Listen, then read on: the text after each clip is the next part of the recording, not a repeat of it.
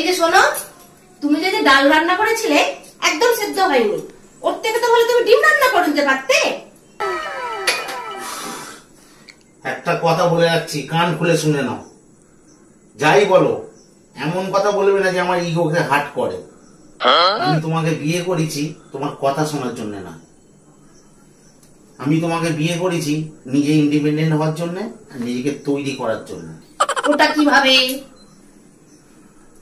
বিয়ের আগে আমি যে জল খেতে ঘৃণা করতাম, সেই জল দিয়ে আজকে আমি কাপড় কাচছি, বাসন মাজছি, ঘর মুছছি, কোনো লজ্জা না পেয়ে।